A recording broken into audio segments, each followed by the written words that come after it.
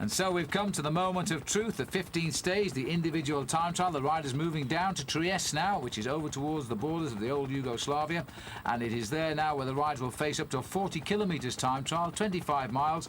There's a climb which takes them up to the 11.5 kilometre point, and then it gently rolls off the hill down to the flat finish.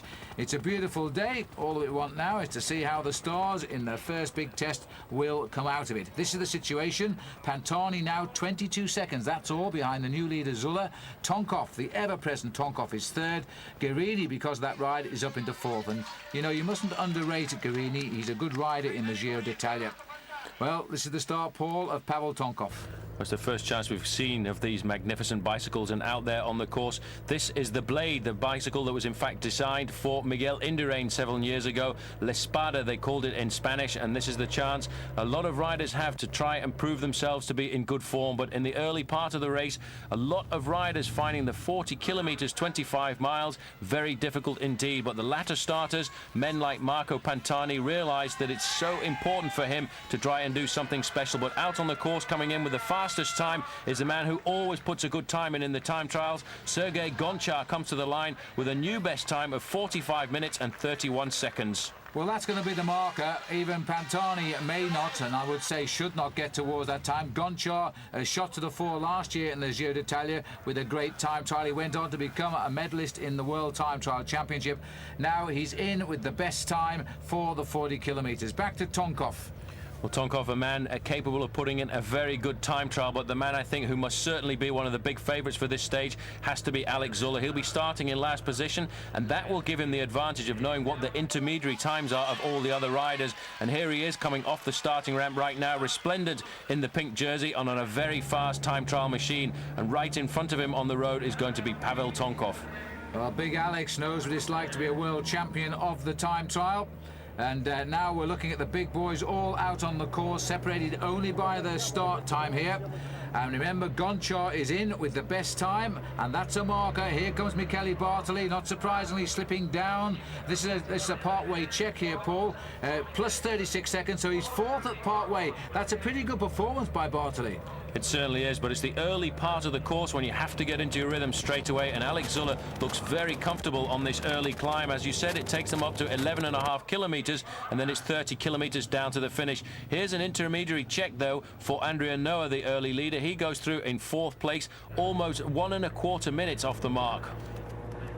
Well, Zulle is riding very strongly. The checks are indicating he is nibbling a short lead here. Gonchar is the leader, who's won the time trial stage for the past 2 years. Don't forget, Tonkov 1.4 seconds down, Paul. That's not a lot as we see the arrival of Belly. Well, Belly thinking more about the days to come and the work he's going to have to do for the overall leader, Alex Zulle. He comes through in 20th place, 2 minutes 45 seconds off the leaderboard. But Marco Pantani's coming up to the intermediary point there. We'll get a chance to see just how well Pantani is riding in a discipline that he normally doesn't like very much.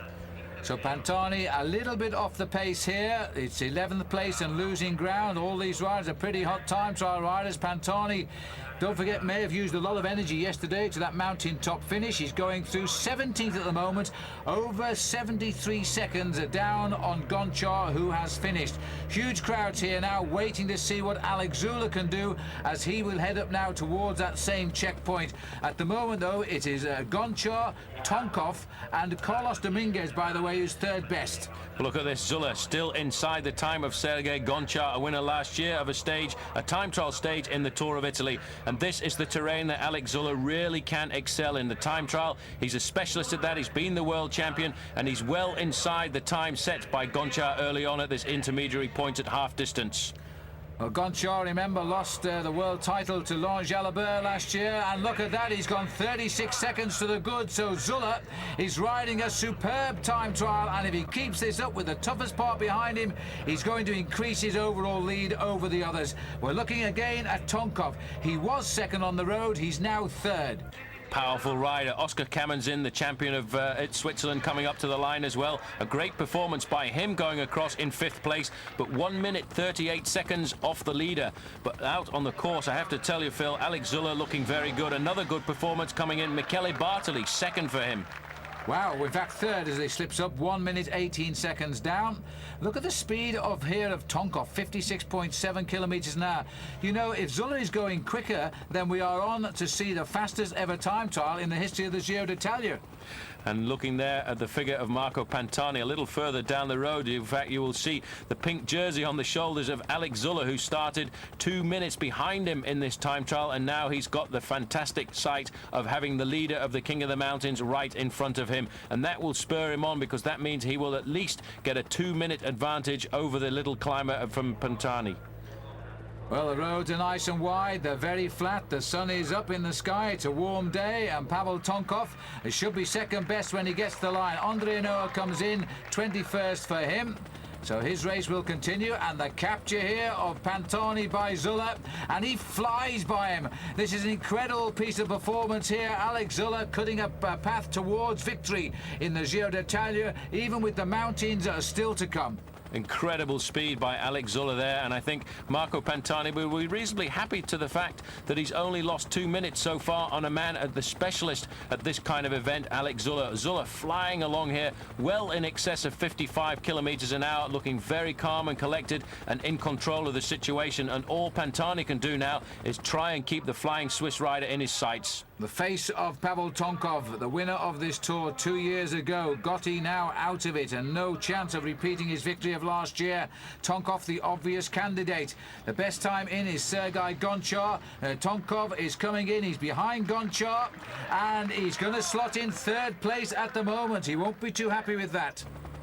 Marco Pantani still can see the shadow in front of him of the pink jersey. Alex Zulle, a big armada of machines right behind him. The advantage now of Zulle around about 250 meters, but Zulle really pushing as much as he can into that big chainring he's got on the front there. 56 tooth is that 56 tooth on the front chainring, and I would think his smallest sprocket at the back is going to be around about 11, so that will be an incredibly big gear that he's just making mincemeat out of. Well, Zulle will now be the next rider to finish in the overall classification as he continues now. Tonkov is in, he's caught Pantani. Pantani's going to keep him in his sights at all costs, but even so, Zulle has pulled away. There's the time of Gonchar, and there is the time of Alex Zulle. Tonkov now comes on the screen. I think there's something actually wrong with the timings here. 45.38 for Alex Zulle. I actually think that is wrong, and Zulle has produced the best time of the day, and we'll get confirmation of that, I'm sure. The screamer's wrong. I think they're wrong when they put Tonkov's time up. They're slightly out of sync, I think. That's out of our control, as now the arrival of Marco Pantani heading up towards the finish. And in fact, Alex Zulle has been declared the winner. His time amended, so we're not sure what Pantani's doing now, but they're giving him 24th place at the moment. The time of Alex Zulle, and there it is amended, 44.38. That is a record average speed for any of the Giro d'Italia time trials. The previous best, by the way, was Yevgeny Berzin a few years ago. So Zulle beats Gonchar and Tonkov, and Carlos Dominguez is the other rider. So Alex Zulle has increased his overall lead in the Giro d'Italia in 2 days of excellent racing, but of course with the Dolomites still to come, and therefore you can never count out Marco Pantani, who may be the leader of the King of the Mountains, but he really does want to win the Giro d'Italia. And what about Pavel Tonkov, Paul, because he's a man who is really looking good. But going into the last week of this Giro, Phil, I have to tell you one thing. Alex Zulle is looking very confident indeed. Tactically, he's ridden perfectly, but certainly he's put a lot of effort into that first 10 days of this race, and I feel that he may well pay for it a little later on. Tonkov certainly looking like a possible future winner. And almost 68 hours in the saddle now for the race leader Alex Zulle. The others that little bit slower. Pavel Tonkov lying second. Marco Pantani is third. And a little bit uphill today towards the end as the riders move away on the 16th stage from Udine to Asiago. Tomorrow, of course, is the day they fear most in the high mountains, and there may be a few rather tired legs today, Paul, especially after that time trial yesterday. It's always a very strange day's racing after a time trial, because a lot of the big heads of state of the world of cycling tend to push themselves a lot more than the lesser riders, and that's why a day after a time trial like that you can very often see a breakaway going clear. Well, 7 times so far the leadership has changed in the Giro d'Italia. Alex Zulle has got it back again, defending his lead. That 2 minutes 2 seconds over Tonkov. And of course Pantani hovering dangerously so, one has to say, in third place. The riders taking a gentle ride out here now as they head out towards the start of the race. The weather is good, the sun is high in the sky, and I think one or two riders will hope today they have a fairly easy ride down to the finishing line, because the Marmolada is the big mountain tomorrow, and that will be an absolute brute. And there's the fly past of the Italian jets going over the top, much to the amusement of Oscar Camazin. They don't have many aeroplanes left in the Swiss Air Force. Well, this is the first time, Phil, we've actually seen a stage like this, which I think is why the riders are enjoying the fly past of the tricolour of Italy there, because really we've seen very fast stages so far, and I think they're all quite happy to cruise along the airstrip here and just enjoy the sights. Well, there's the Italian colour. I think it's just a sign of anger. The pilots want to land, and the Giro d'Italia is on the runway here. As the riders now make their way out to the start, the pink jersey, even Alex Zulle is being amused by the situation. But that's not the way it's going to stay. The race now underway, and the riders heading another long stage, this over 230 kilometres down towards the finish. And once the victory can be smelt on the nostrils of these riders, they go out and really put the pressure on. And once again, you can see the big long line here of a breakaway that's got clear. They've managed to steal away from the rest of the big heads of state of this year's Giro d'Italia, because everybody realizes that a lot of the big men in this race will be thinking about the big mountain stage tomorrow. Well, throughout the day, none of the top riders have been involved in the big moves. And so there's a breakaway gone, and nobody really affecting the break. There's the escape gap, 16 plus minutes. People like Piccolini are in here, Bettini's in here, Ferrigato, Fontanelli, Nicola Loda, good finisher there. Klaus Moller is even here from Denmark. He's on the TVM team, by the way. But nobody really, well, there's somebody launched an attack, but nobody affecting the overall classification. Well, this group is 1 minute 13 seconds behind that leading group of riders, and they were originally part of that leading group, but it's just split to pieces for the moment, and everybody scrambling to try and survive on this very tough stage. Well, Fontanelli here is trying to get away. And it might be worth remembering, Paul, that Fabio Fontanelli won the 16th stage of the Giro d'Italia last year, and this is stage 16 now, and he's at the head of this rather large group of riders, and he's trying to reduce the size of it. A little bit of a problem for the Kelme rider out on the course. This is Ochoa Palacios, well, his 23-year-old Spanish rider on the Kelme team, trying to ride away from the group now. And chasing him here, number 22 is Paolo Bettini. He's had his lead in the King of the Mountains. Here's where the attack came, Bettini with him. Bettini's still scoring a few points in the King of the Mountains. Well, in fact, he's lost the lead in that competition to Marco Pantani, and I don't think anybody can say that Marco Pantani doesn't deserve to be the leader of the King of the Mountains. And there you can see the gap that they have over the group containing the leader of the race, Alex Zulle, 15 minutes and 40 seconds. Well, these are the boys enjoying today's stage of the Giro, while the top boys are having a little bit of a rest here. Fontanelli's number 106. They're still throwing in the weight behind this breakaway, but the top riders languishing 16 minutes behind, of course, remembering that tomorrow brings in the climb of the Fedaya Marmolada, which comes at 175 kilometres, a first category climb. And after that, the Cima Coppi, the highest point of the Giro d'Italia at over 2,000 metres. So a very tough day in store for everybody on tomorrow's stage, which is why these riders who expect to just try and finish tomorrow's stage are out pushing themselves to the limit. Mario Cipollini there, happy to ride very close to the front of the group. He won't be looking for the stage victory today, because still the advantage of that leading group of riders well up on a quarter of an hour. Well, at least Mario's still in the Giro d'Italia at this stage of the race. Sometimes he's given up by now. This is the composition of the breakaway. All the Italian flags there, except Klaus Moller of Denmark, breaking up the sequence. And this break knows that they're going to succeed today. It's a question of just planning which one of them is going to win. Look at that speed. You can see just how tough this final few kilometres is. 27 kilometres an hour. That's just a shade under 18 miles an hour. So certainly this has been a very tough final 50 kilometres to the stage, and we've climbed up to around about 1,000 metres. We're on a plateau at the moment, and there's no flat section at all now on this course as we head down towards the finish line. Well, there's 9 riders in the breakaway, and we should have seen the Spanish flag on that caption as well, because there is one rider from Spain here, one from Denmark, and the rest from Italy.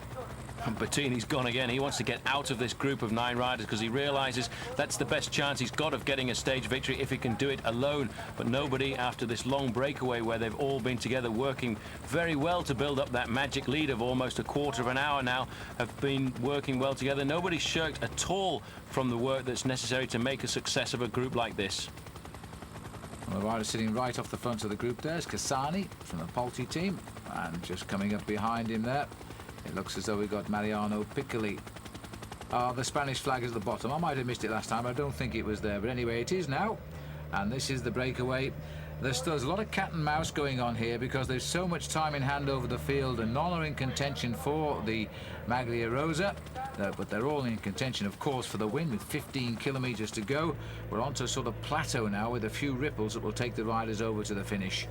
Well, Alex Zulle seems very happy there in the pink jersey with the way the race has evolved today. Give him a chance to just recuperate a little bit from the effort he put in yesterday to win that time trial and extend his lead in the overall standings. But at the front, it really is no holds barred here because everybody is trying to get off the front and win this stage as we head into the town now of Asiago.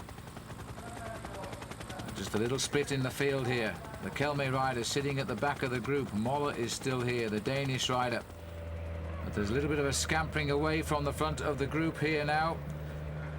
As they go, we've got Bettini, Sciria, Mario Sciria is here, the Seiko rider. There he is on the front, the big Seiko man. And Fontanelli is the little rider tucked in at the back. Remember, to the very stage a year ago, he was the winner, and he looks as though he's getting himself into a nice position. This is Paolo Bettini. Bettini looks very nervous. He doesn't want the other group of the riders behind to come back up to them here. He feels more at an advantage just having 2 men to watch, but in the main field, no real chase there being organised at all as we look here at Fontanelli, keeping the pressure on, making sure that the 6 riders behind don't come back because he too is a very good finisher, winner last year of 2 stages of the Tour of Langkawi, and at the moment just keeping an eye over his shoulder to see what the advantage is over that group behind. Mario Sciria not willing to offer more than he has to the breakaway. Fontanelli, a crafty rider, taking a look at Paolo Bettini, and it's 1 kilometre from the line now. Bettini really doesn't want to be number 1 anymore. He wants to slip behind them, and the other 2, of course, are having none of it. 3 Italians in at the last shout. Well, the big man on the back there wearing number 9, Mario Sciria, normally a lead-out man for Mario Cipollini. He's the kind of guy who should wind the sprint up from a long way out, 800 metres to go, looking over his shoulder, and in fact it's Bettini the first to move. Well, he's gone very, very early. I think he's seen the left-hander in front, but he's eased right back again, and Fontanelli's come back into the lead now. Fontanelli can see the front of the race now, and he's going to give everything, but he's now... Bettini has got it first, gritting his teeth and going for it. Fontanelli has got Bettini's wheel, and looks as though the big Sciria isn't going to get in on the act here, but can Fontanelli get off the back wheel of Bettini? And I think he can. Stage 16, 2 years in a row. Fabio Fontanelli gets the stage at 25 miles an hour, the average speed today. Nothing to write home about. Flashing over the line there in 4th place is Mario Piccoli. So he keeps getting points in that competition. Ferrigato 5th, Loda 6th, and Cassani 7th. None of the men that matter on the result poll because they're still coming in. They're still a long way behind. A good day for Alex Zulle, nothing to worry about, nothing to write home about either. Putting his team Festina on the front to control affairs, thinking about the tactics for tomorrow. But a great move by Fontanelli, perfectly timed here. Bettini panicked a little bit, let it out, and Fontanelli was in an ideal position just to come off his shoulder and get himself the 2nd win on stage 16, 2 years in a row. But in the end, of course, Alex Zulle, coming in this back group, will keep his pink jersey on the eve of the toughest stage, that's what they're saying, of this year's Giro d'Italia. Certainly a stage which crosses the highest mountains. So we come to the stage they've talked about long ago, even when the tour route was announced. 17th stage from Asiago to Selva di Val Gardena. 200 plus kilometres. This is the overall situation as we go into the mountains today. Tonkov looking for 2:02. Bettini is 3rd. Pantani is down to 4th. Well, I say down to 4th, but he's been a challenger throughout this race. There's his team, and Paul, he knows today has to be his day. A very difficult stage, and all the mountains really packed in the second half of the course. 100 kilometers from the finish is when all the big climbs start, and already riders out there trying to toughen it up. Riders who feel that they've got a chance of stealing an advantage over the big climbers. We're looking here at one of the riders on the new team. This is Buenajora riding for Vitalico Seguros from Spain, a man who's always ridden well here in the Tour of Italy and the Tour de France. A great climber, but certainly the hammer will come down behind, Phil, because we have got the Passo di Marmolada, the climb that many of these riders fear, and almost straight after that, the Passo di Sella, which this year is the Cima Coppi, the highest point of the Giro d'Italia, 2,200 meters. And the other two riders here, Kepi Gonzales and Oscar Camazin, they're the early pacemakers. An interesting move that Tonkov has told Camazin to try and join the string early on these riders. But the news at the start this morning, Ivan Gotti not among the starters.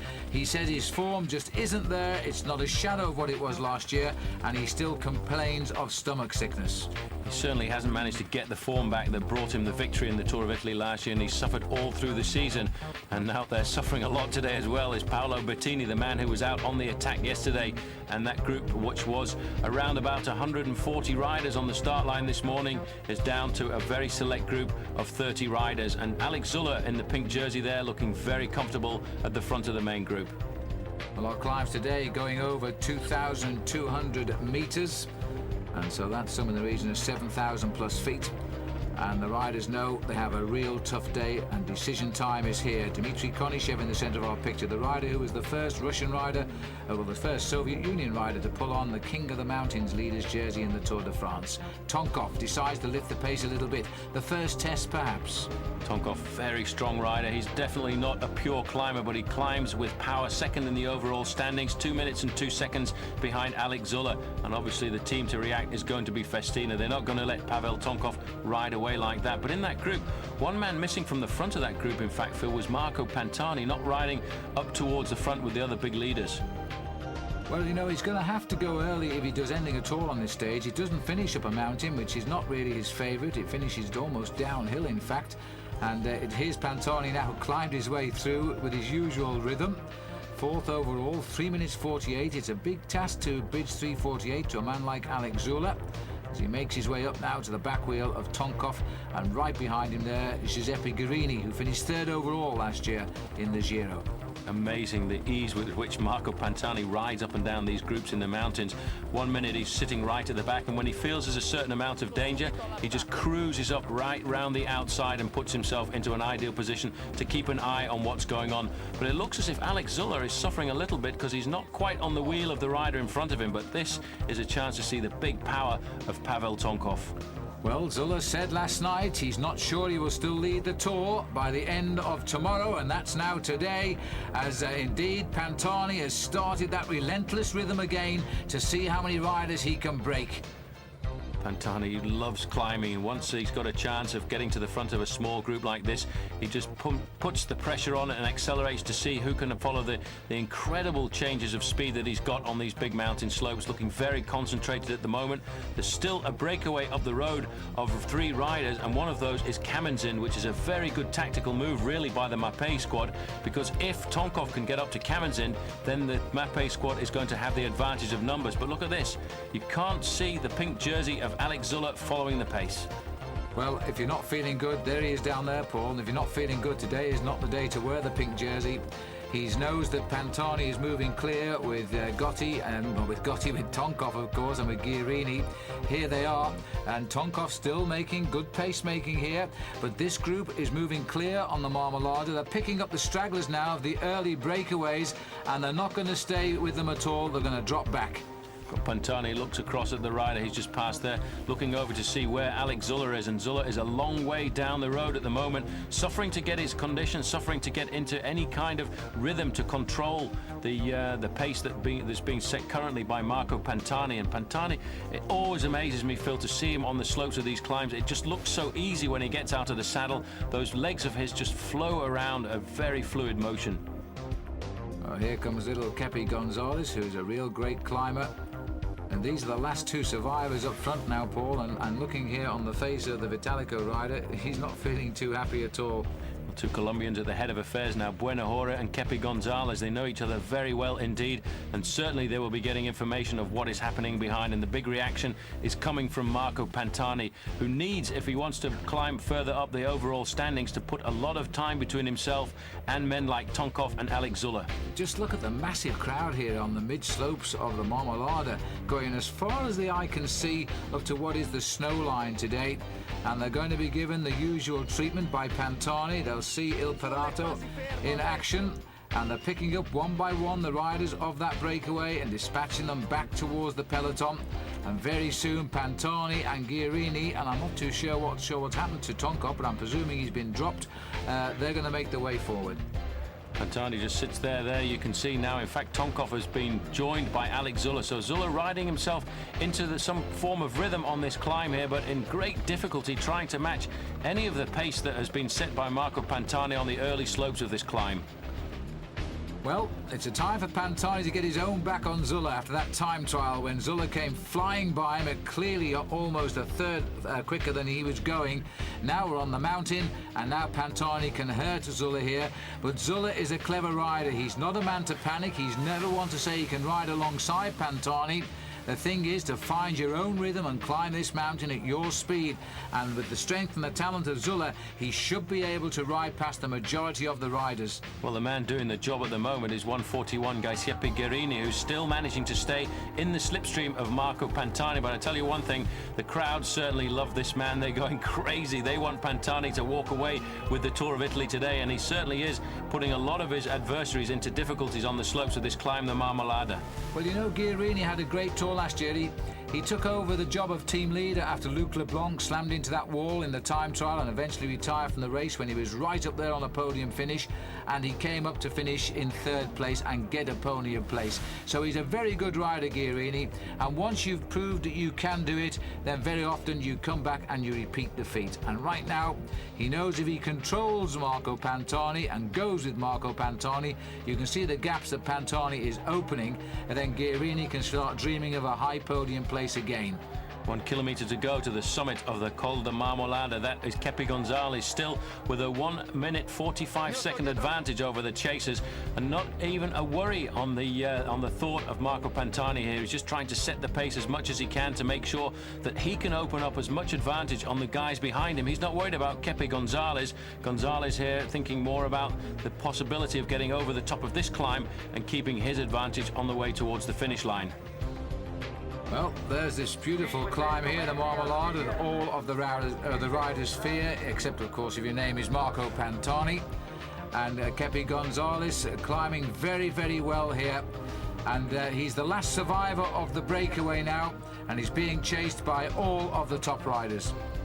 Look at this, 13% of really steep climb when you bear in mind that they've been climbing this climb for 22 kilometers so far, and you can see the snow line at the top, and Alex Zulle looking across the corners to see if he can see what kind of disadvantage he's got over the leaders on the road, and see if he can just see the shape of Marco Pantani on one of the higher climbs up this mountain, because he knows now that he really has to put himself into difficulty to try and make sure he can keep the pink jersey on his shoulders as Kepi Gonzales now here approaches the summit of this very difficult climb, the Passo de Fidea Marmolada. And the Tifosi enjoying their day. One rider who has been dropped and is reported to be right down at the end of the field is Michele Bartoli. Another man who has abandoned the race is Mario Cipollini, and so he's not getting over the mountains again in this Giro. Well, that's a big surprise, because I thought Mario Cipollini was looking very comfortable over the last couple of days, but certainly he wasn't too happy when the rain and the cold weather came down on this year's Tour of Italy. As we come to the top of the climb, we get a chance now to see what sort of deficit Marco Pantani has over the leader, Kepi Gonzales, and it's 1 minute 19 seconds over the summit of that climb, and there's still, Phil, an awful long way to go to the finish. It's around about 30 k's from the finish line. Well, hats off to Alex Zulle, the way he's riding here at the moment, because he looks to me, Paul, as though he's actually finding his rhythm again, even though the gap is opening and that pink jersey could now be transferring across to Marco Pantani. But even if that is to be the case, with the time trial still to come, Zulle could take that jersey back for a fourth time.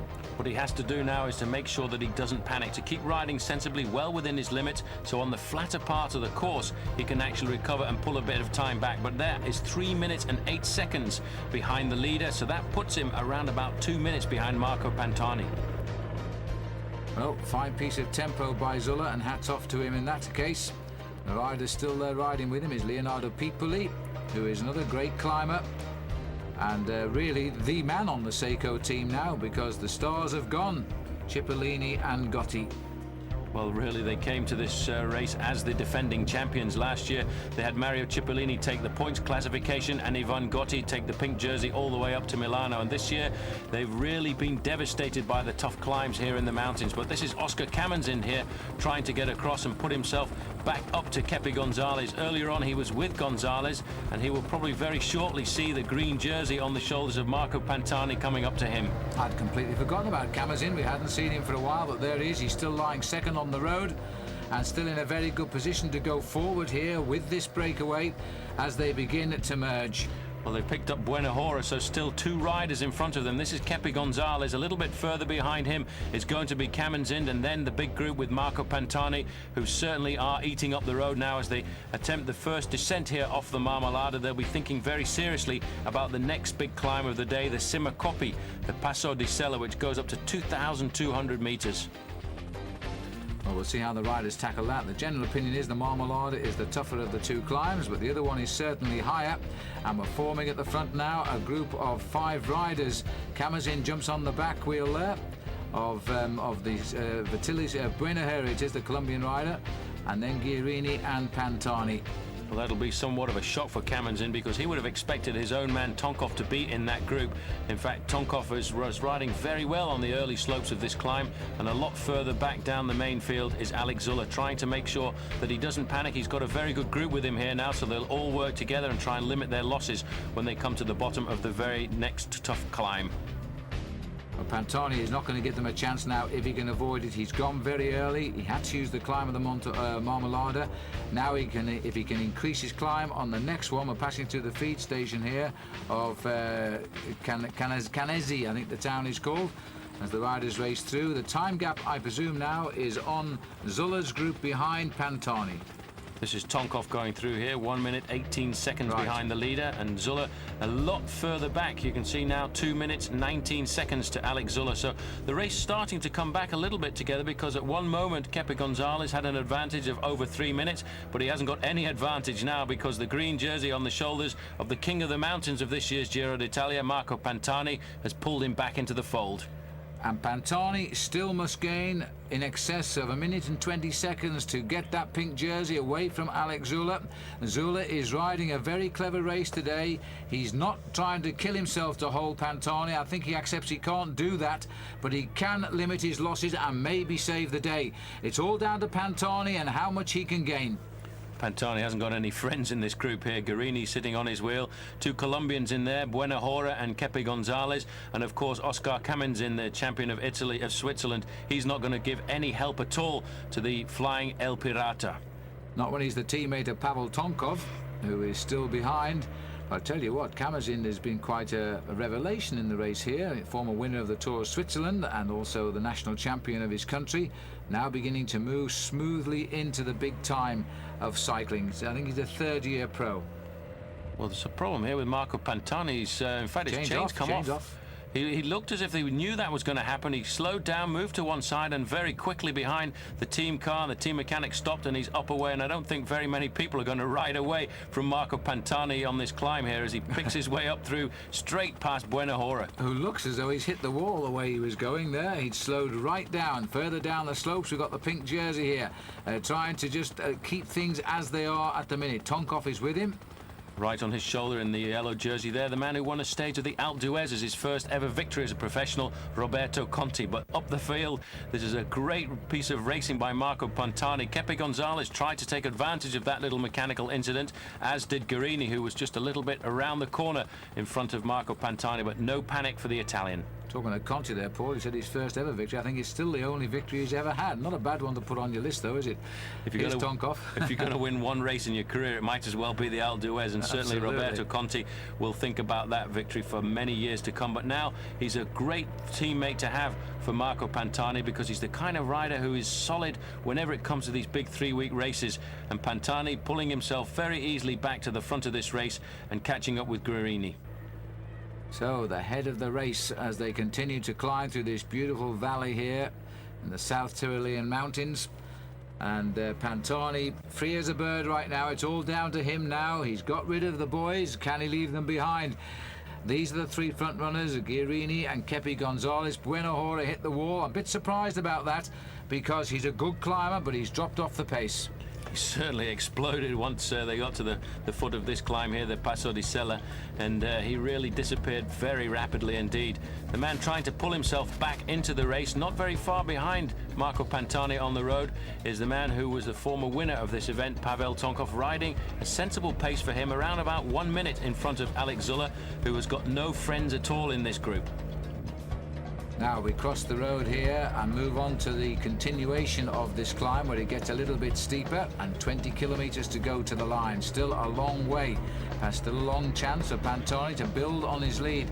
Remember, once we see that lead climb up over 3 minutes 48 seconds over Zulle, then Pantani will literally be in the pink. Well, he's 1 minute and 30 seconds up on Pavel Tonkov at the moment. This is the Alex Zulle group with two riders from Mapei in there as well. But for Pantani, it's just an escapade for him, riding as hard as he can. He doesn't even think about asking Guerini for any help at all. And Pavel Tonkov riding sensibly. He's now picked up Bueno Hora, riding for him what is definitely a very long and lonely road. Well, if the situation was to stay like this, it would in fact be Tonkov who would take the pink jersey, and Pantani would move up into second place. Now, there's more time checks coming our way. 1:41 they're saying now, so they're losing a little bit of ground. And there's the 3:50 mark. Well, that's it. That means Pantani is 2 seconds quicker now on the course over the period of racing we've had over Alex Zulle. So he's out of the pink jersey. It's a question of whether it will go at the moment to Tonkov or to Pantani. And what's the bets for Pantani, the way he's riding? Unbelievable. You never, though, can discount Pavel Tonkov. He's such a good rider at dosing his effort. He won't panic at all. He'll ride a very sensible course for him. He'll make sure that he doesn't lose too much over the top of this very steep climb, the Passo di Sella, and he'll take a lot of risks on the descent. But the big advantage Marco Pantani has for a rider who is very light indeed, weighing around about 54 kilograms, is that he can go downhill very well.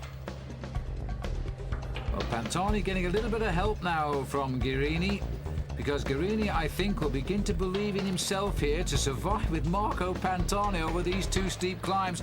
Tonkov is not dropping any further back, Paul, and is looking quite good as well. 1 minute 53 seconds. He started the day 2 minutes and 2 seconds behind Zulle, but in fact he was only 1 minute and 48 seconds ahead of Marco Pantani. So I would think Marco Pantani now is almost leader on the road, but you cannot discount Pavel Tonkov. He's still got an awful long way to go to the finish, and from the top of the final climb, you'd go downhill very quickly. 15 kilometers the descent off this mountain to the finish line.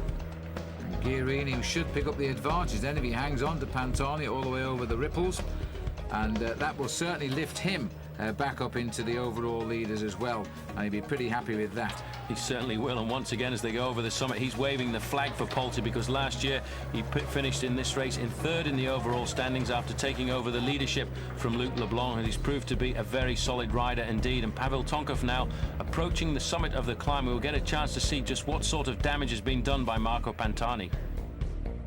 Well, Pantani, his team as a team, and also right up on the top of the leaderboard in the team competition. So Pantani trying to bring them the pink jersey as well. As we flip over the top, 2:02 now. The main man in this group is number 2 behind the leader there, and that is Tonkov. Now, what is Zulle? And it's still counting when the clock stops, because it's certainly going to go. 3:48 is the magic time that will depose him of that yellow jersey, and we haven't quite got there yet as we join the front two on the descent, and I think we'll see some good racing here. Here comes the Zulle group, and oh goodness me, Paul, it's 4:35 and counting. Well, Alex Zulle's lost an awful lot of time, but the man doing the great ride is Pavel Tonkov, the former winner. He's ridden sensibly. He's not lost too much time on Marco Pantani.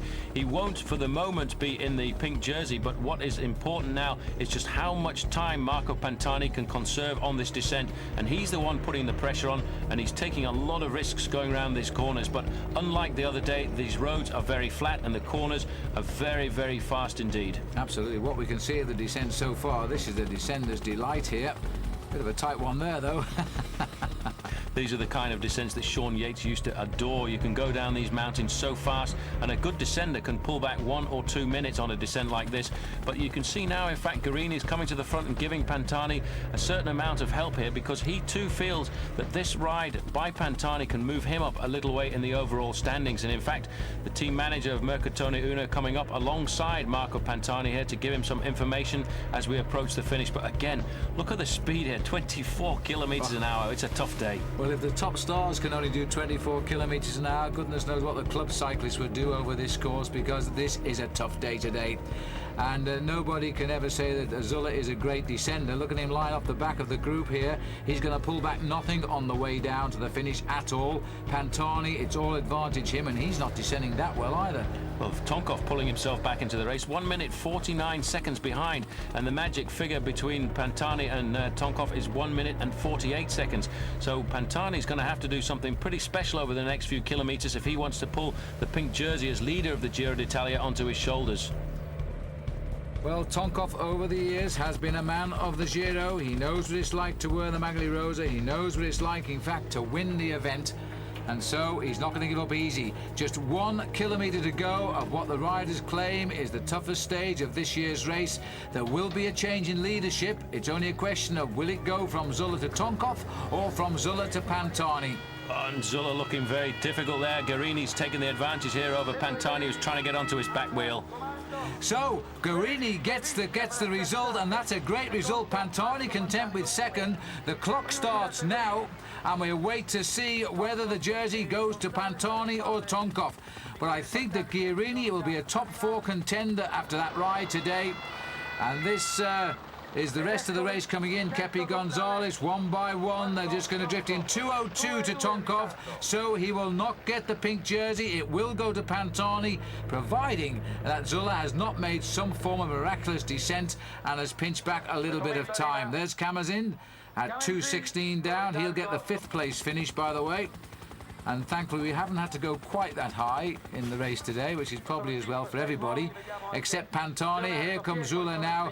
The clock says it all. He's out of the pink jersey. He's lost it again. He lost it to Gonchar, and then he lost it to Laurent Roux, and now he's going to lose it to Marco Pantani. The time gaps are big, but not too big with the time trial still to come. 4:36 the gap. And on the stage now, what a comeback after those horrible years of his major injury when he was thought he would never walk again, never mind ride a bike. Marco Pantani now leads the Giro d'Italia. A magnificent performance by Il Parato. He's won a stage in the race. He finished second today. He probably let Guerini get that one. He was happy enough to live in the hope that he would pull on the Maglia Rosa. Fantastic. For the first time in his career, he puts the Maglia Rosa onto his shoulders, and he certainly is going to appreciate that, because there are still some very more difficult stages to come, and he doesn't have a major advantage over Pavel Tonkov. You can see Phil only 30 seconds and 31 seconds to Guerini, who really made the operation of the day, and Alex Zulle dropping down into 4th place, 1 minute and 1 second behind, still not too far back. And the arrival of Oscar Kamazin now, he's up into 5th place. So this tour is not finished yet. There's still a lot to come. And in fact, 5 more days. The penultimate day will be the final time trial. Alex Zulle has not lost that much time. He must hang on today, and the course taking the riders to an uphill finish, so it is a tough finish for the field. And Paul, 162 at the start, only 97 left to face up to what is a short stage today to Pampiago. It certainly is. Just 115 kilometres as Kepi Gonzales has gone out very early on the attack to try and get himself some points in the King of the Mountains competition, which is currently still being led by Marco Pantani, but the jersey for the moment on the shoulders of Gonzales. Well, only because Pantani would be too warm wearing two jerseys. He's got the pink jersey of race leader for the first time in his career. Makes him absolutely delighted. He's in his own terrain here. Everything going well for him today. Hasn't had any problems whatsoever. And as you can see, riding there in the immediate chase group. Very difficult stage today, though, Phil, because in the last 45 kilometres there are three major climbs. The first one is the San Floriano, followed by the Passa de Lavazze, and then the finishing climb up to the Alpe de Pampiago is 9 kilometres long, but at points up to 20%. Well, the man blazing a trail here and looking set to pick up the lead in the King of the Mountains if he keeps up. This is Kepi Gonzales, who won this championship a year ago. But Pantani also scoring points and not too far behind him. Overall, Pantani had 55 points today at the start, which was 22 more than Gonzales. Well, Gonzales got to do something very special, but look at this. The man in the pink today not giving very much away at all. Goes over the top of that climb, 36 seconds behind, but in second place to keep maximum points in his back pocket and not let Kepi Gonzales run away with this competition. So he's looking forward to the double here, but there's still the finishing climb, which also counts for the King of the Mountains, and it is a very hard climb indeed. One has to say it's very much the climb for Pantani, but first of all, they've got to get up with this rider who's just topped over the Lavazze. And here he is at 20 kilometres to go and still away. Well, Kepi Gonzales put an awful lot of effort into building up that lead, but it's only really hovered around the 45-second margin, and you can see in the group behind all the major heads of states are there. Marco Pantani feeling very comfortable now in that pink jersey, which he's wearing for the first time on the roads of the Tour of Italy. Just 20 kilometres remaining, but look at what's in front of them. That very tough climb up to 1,750 metres, and still Gonzales' lead hovering at 30 seconds. Which isn't very much at all, is it? And not with the climb to come, although Gonzales is a great climber, but he must be feeling a little bit tired now after his day out in the mountains. And every time he wins the points, Pantani snatches second best, which is a bit disconcerting for him. He may not even know it, of course. Anyway, Pantani's got his boys back up to the front again to try and lift the pace being set at the moment here by Podenzano, I think it is, and also behind him Garzelli. It certainly is. Podenzano, one of the oldest riders in the Tour of Italy, at 36 years of age, a former champion of Italy, now really one of the great riders on the Mercatone Uno squad, working very hard indeed for Marco Pantani. Oops-a-daisy, looks like the legs decided to call it quits as the Mercatone Uno boys go past Kepi Gonzales and put him back in the bunch. You're never going to defend a 30-second lead as you're heading up to the final climb. Alex Zulle looking reasonably comfortable today. He's got his teammates around him here looking after him. Armin Meyer is up in front. They're all riding on the back wheel of the Mercatone Uno boys because, of course, when you have the leader on your team, then you're expected to do all of the pacemaking. Well, they're coming now towards the town of Tesero, and that indicates the bottom of the climb, and it's 8.9 kilometres to go to the finish from there. And I think sporting a new haircut, Paolo Bettini there has shaved his head to try and make it as light as possible because he's going to have some hard times over the next couple of days. And that reminds me, Paul, Michele Bartoli, by the way, was eliminated yesterday outside the time limit along with the sprinter Martinello and quite a few other riders. So Bartoli has gone, a leader of the Tour in the opening week. Certainly have to call that rider enigmatic. 1 minute he's up and the next minute he's completely down. But when he's up, he certainly is one of the best riders in the world now. An attack coming here from Camenzin. So it's interesting to note that Camenzin has gone clear with the rider who in the past really has been shackled a little bit by the fact that Michele Bartoli was his team leader, Paolo Bettini. So these two guys have a 15-second advantage over the main group, now being led by the Festina squad. And Camenzin up to 5th overall in this race, but 4 minutes 13 off the jersey. He's actually developing into being a very good stage race rider, Oscar Camenzin. There he is, champion of Switzerland. Camenzin turned professional at a very late age, but certainly has slipped into the role of being a good climber quite quickly indeed, and a big ally to have for Pavel Tonkov. And again, the Mappe boys are putting Camenzin up to the front of the race there to have somebody to leapfrog Tonkov off if Tonkov couldn't get away from the leader of the race. But it's going to be very difficult because Marco Pantani wants to do all of the work himself. Well, that's typical, and I say if he starts to build up his rhythm again, then he's going to find very few left by the summit. At the moment, he's got Tonkov and Zulle for company. His two arch rivals, I think, for final victory in the finish in Milan. This is certainly a great kind of finish for Marco Pantani, a very steep climb. There are sections where it tips up to 20%, and one of the steepest parts of the climb is right up in the last kilometre. So that is certainly where Marco Pantani will try and put the hammer down. But Kepi Gonzales, too, in the latter part of this Giro d'Italia, is riding himself into great climbing form. And Pavel Tonkov and Alex Zulle just have to sit there and keep an eye on the climbers and make sure they don't lose too much terrain. Fabian Jecker, teammate of Zulle, is just behind him to keep an eye on him as best he can for as long as he can. 5 kilometres to go. Kamazin looks as though he might be alone. Bettini may... Oh, no, he's got company. And the whole group has come up. So I'm just wondering if Bettini is still ahead. Bettini no, he's on the back. Bettini may well have been picked up by the rest of the group there because he's sitting right on the back there. Kamazin put a great effort in to try and get clear, but now Kepi Gonzales feels that he's got a chance of getting himself a stage victory. He's been pushing and looking over the last few days to try and do something special, but Pantani realizes this is the climb for him. It's a great kind of finale, the kind that he really does like. Well, 7 riders clear here. This field once again is spread over many, many minutes as they make their way up towards the summit of the last climb of the day, and the finishing line awaits them. Now everybody is waiting for the expected acceleration from Marco Pantani, and is he building up for it right now? Certainly Tonkov is marking him, so too is Zulle, then comes Kamazin, and that is the order as they go down. Guerini is there as well. Well, this certainly couldn't suit him better, because over the last 5 kilometres this climb goes from 13% to 15% and to 20% in the last kilometre of the event. But Marco Pantani's putting an awful lot of effort into this, and he's trying now just to ride the other contenders off his wheel, and that's not the right way to go about winning a stage like this, because all that Tonkov has to do is sit on the wheel of the Italian. Well, there's massive cheers again for Pantani. He's never afraid to work. He knows it is his tempo and his rhythm which breaks the riders. They're frightened now to go near this man when he's on his own playground. Tonkov is a very shrewd tactician. He's now sticking as close as he can. Guerini sensing the group is fading and crossing the gap. And once again, Alex Zulle can't follow the acceleration of Marco Pantani, but neither too, I don't think, can Guerini. He's trying to get across there, but the man who's read the move and read the accelerations today is Pavel Tonkov, very comfortably sitting on the wheel of Marco Pantani. He realizes he started the day off 30 seconds behind Pantani in the overall standings, and he now must not let this little Italian take any more advantage, because with the time trial still to come, the advantage is certainly in Tonkov's court. And the name of Zaina on the road there. Well, he's abandoned today. Velo, as far as I know, is still in. But this leading group is trying to make contact now with these 2 riders at the front. Tonkov will not assist Pantani, but he will try and jump in before the finish, I'm sure, if he can survive on the final slopes. What a great day for the first day in the pink jersey for Marco Pantani to be riding at the front of the Giro d'Italia. There, the man who started the action very early on, Oscar Kamazin, is accompanying Alex Zulle, who's slipping away from the leaders once again on the slopes of this Giro d'Italia. So Pavel Tonkov sitting there nicely.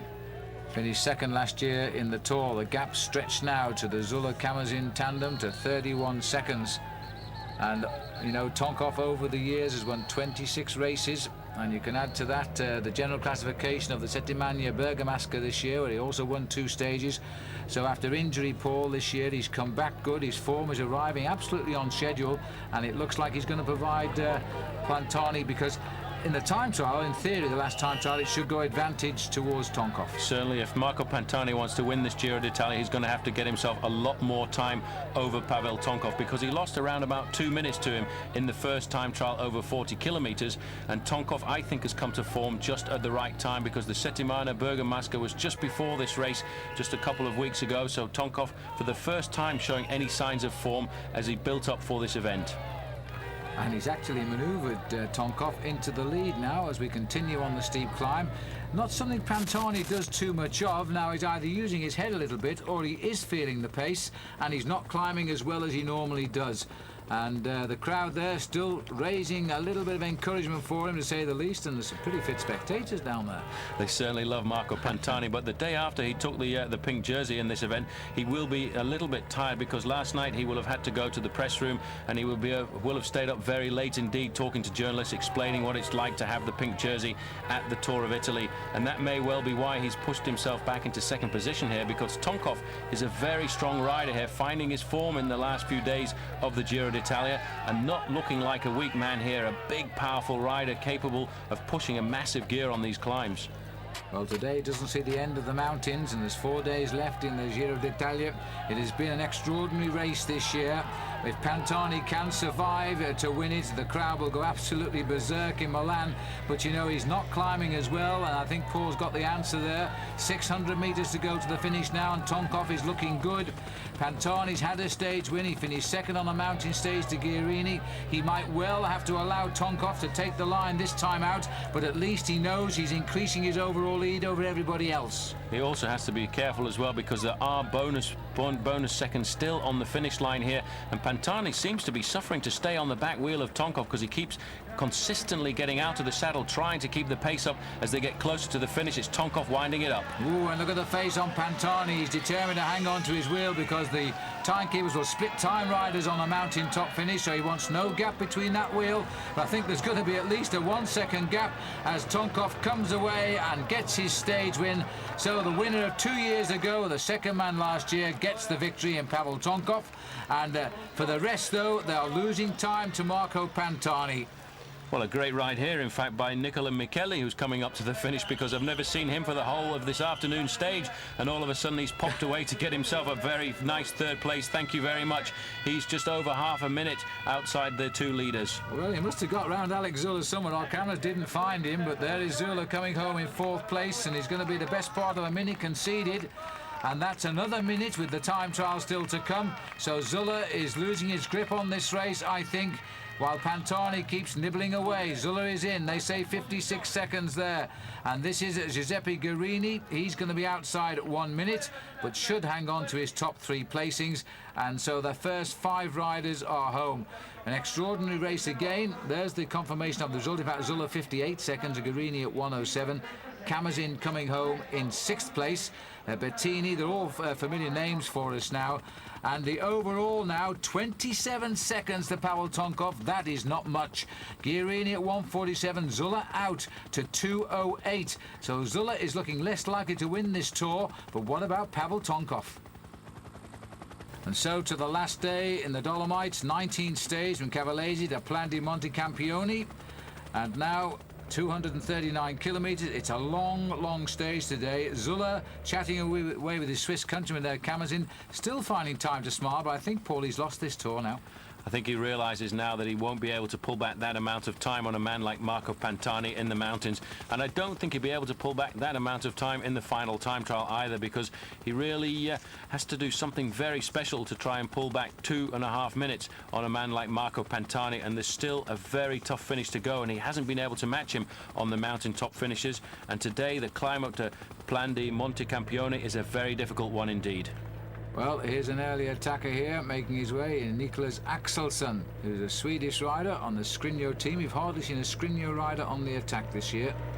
Axelsson finished 3rd overall in the Tour of Langkawi in the earlier this year in February. A very good rider indeed. The Scrigno team had an awful lot of success there, and they hoped that that would lay the foundations for what was going to be a very good Tour of Italy for them, but it certainly hasn't been a great one. But Axelsson now trying to wave the flag for his team with a 3.5 minute advantage over the chasing group, which it seems has been reduced quite rapidly. Let's see, 3, 6, 9, maybe 10 or so riders here in this group.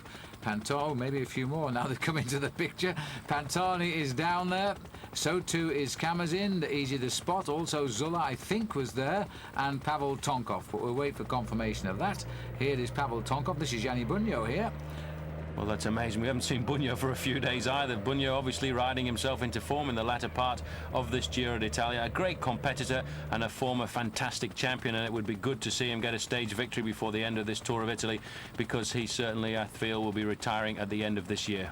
Yes, he certainly will. He's already announced this will be his last season, but there's the position over the top. Axelsson ahead of Kepi, Gonzales and Piccoli up there. So Gonzales still trying to nibble away at the King of the Mountains lead of Marco Pantani, but I think time also has run out for that. It's also running out as well for Luc Leblanc, sitting at the back of the group here, just hoping to survive for the next few days. Not been a great Tour of Italy for Luc Leblanc, but it certainly has for his teammates. Well, there's the holder of the pink jersey of the Intergiro, Mariano Piccoli, who always seems to win something in the Giro d'Italia. He has been a couple of times the king of the mountains, and you remember that magic first week he had here when he wasn't too far away from picking up the Maglia Rosa. Anyway, Axelsen is still clear, but only by 78 seconds now. Well, he's trying to survive here, but it's an awful long ride along the valley road before they get to the bottom of the final climb of the day, the Plan di Monte Campione. It's going to be a very difficult climb as well, because I'm sure Marco Pantani realizes now that he's got to try and open up a few more seconds over Pavel Tonkov and Alex Zulle if he wants to win this year's Giro d'Italia. Well, Marco Velo making light work of the chase here on behalf of his teammates. These riders are closer to the leader. They're 45 seconds down at the last check. And number 8 down there is Salvadelli from the Seiko team, which is becoming pretty much of a headless team these days. In fact, they've surrendered, and they're going back into the Maglia Rosa group. And the reason for that, Phil, is because there's two teams working very hard together at the moment, Mercatone Uno and the squad of Mopé, because Alex Zulle is a long way behind, 8 minutes and 20 seconds, so he must have blown up. I think he's hit the wall big time. He's completely been dropped. They've been reporting he's been dropped, and now we've got confirmation over 8 minutes down. He's falling right away at the moment from a top 6 position overall, and Pantani won't be too concerned about that, and neither will Pavel Tonkov. The race now for sure is between these two riders, and Tonkov must hang on to Pantani. Then he's going to have a real shot at him in the time trial. And that really makes the race by Axelsen here almost secondary, because these two riders we're looking at in the white jersey of the Mopé squad and the pink jersey of the leader of the Giro d'Italia, is going to be a real duel between those two riders on the final climb of the day.